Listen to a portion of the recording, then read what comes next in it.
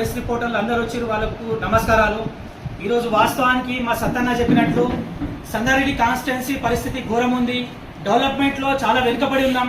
సత్తన్న చెప్పినట్లు మన సిద్దిపేట కానీ వేరే కాన్స్టిట్యున్సీ పోతే చాలా డెవలప్మెంట్స్ ఉన్నాయి. మన దగ్గర డెవలప్మెంట్స్ తక్కువ ఉన్నాయి.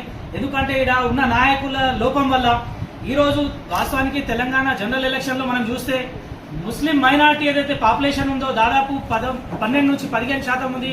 కానీ సీట్లు కేటాయించడంలో చాలా అన్యాయం చేస్తున్నారు ముస్లిం మైనార్టీలకు.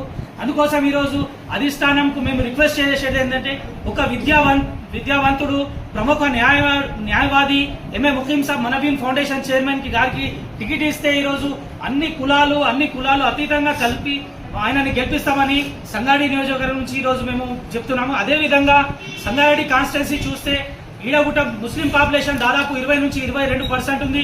దాదాపు 50 నుంచి 60 వేల ఓట్లు ఈరోజు సంగారెడ్డిలో ఉన్నాయి. అందుకోసం ఒకవేళ ముఖీం సాబ్ని ఇస్తే ఖచ్చితంగా మేము బంపర్ మెజార్టీ తోటి ఆయనకు గెలిపిస్తామని ఈరోజు మీకు తెలియజేస్తున్నాము. Thank you.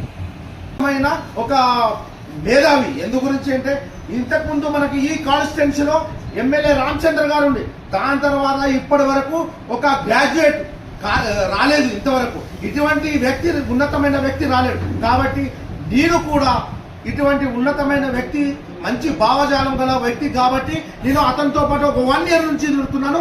అందరూ అభివృద్ధి గురించి ఆలోచన చేయాలి. ఏదైనా సాధించాలి అనుకుంటే పోరాడే వ్యక్తి కావాలి.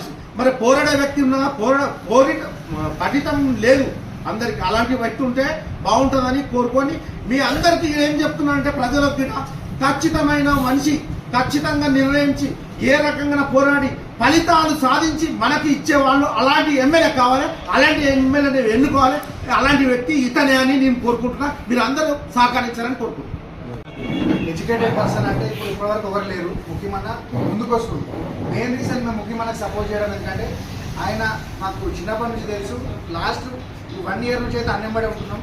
ఆయన చేసే సేవా కార్యక్రమాలు, ఆయన మాట్లాడే పద్ధతి అట్లాంటిది మేము ఎక్కడ చూడలేము. ఇంకొకటి, ఎవరైనా సరే రాజకీయాలు కానీ ఒక దగ్గరకు వస్తున్నారు అంటే డబ్బు కోసం వస్తారు. ముఖ్యమంత్రికి అవసరం లేదు.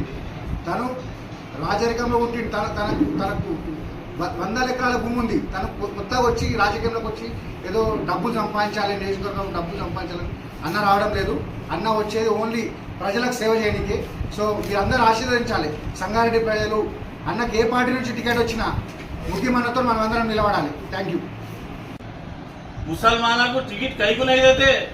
मुसलमानों संगारेड्डी 25% वोट्स है हमारे. हर वार्ड में 500-600 वोट रहते हैं वार्ड में.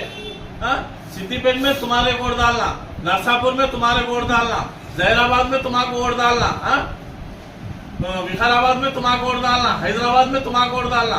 हमारे टिकट देने वाला कौन है? मुखीम साहब एक अच्छा स्टैंडर्ड आदमी है. मुसलमानों में पढ़ा लिखा एडवोकेट है. उसको बराबर टिकट देना. कौन भी पार्टी बुला के टिकट देना. ये पार्टी बोल के नहीं. इसके बाद मुसलमानों गर्जना भी लगेंगे बराबर. चलो थैंक यू. మేము రిక్వెస్ట్ గా ఖచ్చితంగా కాంగ్రెస్ పార్టీ టికెట్ ఇస్తే ఇక్కడ ఇవాళ కాంగ్రెస్ పార్టీ ఇవాళ బతుకుతుంది. జనజీవాలు అంటే ఇవాళ బతుకునేటటువంటి పరిస్థితి ఉంటుంది.